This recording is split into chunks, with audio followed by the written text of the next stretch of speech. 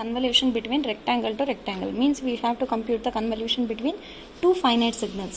In all the previous cases, one of the signals is infinite or both the signals were infinite, right?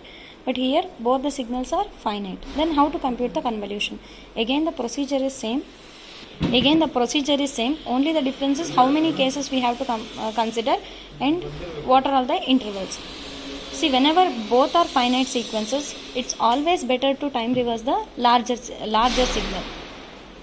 Or you can time reverse the smaller signal also, you'll get the same result, but it will be easier if you time reverse the larger finite signal.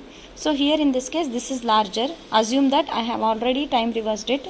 So let this be the beginning of the signal, let this be the ending of the signal. I have mentioned it A and B. So convolution means you will move the signal from you will move the time reverse signal from one side to another side, and you will measure for the overlapping, right? So here if I move the signal from one side to another side, first case may be here this beginning of this signal, that is A, it may be less than the beginning of smaller signal. Means it may be like this, lesser, it may be beside that, it might be left to this signal.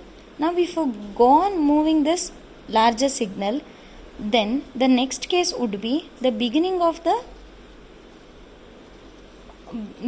this reverse signal, it may be in between the smaller signal. Means like this, A in between the smaller signal. See here in this case, A, that is the beginning of the reverse signal, is in between the smaller signal.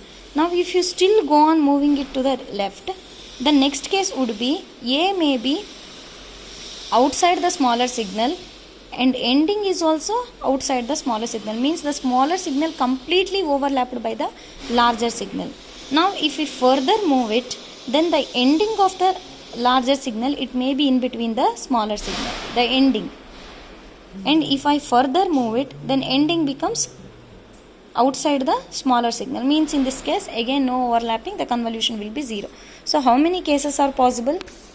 Unless there are no amplitude expression change, first case will be the beginning smaller than the beginning of the other signal, the beginning in between the smaller signal, then the smaller signal completely overlapped by the larger signal, the ending in between the signal, then ending outside the signal. The procedure is exactly same.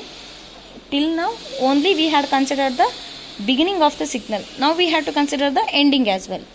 That's all. Okay, we'll see the problem.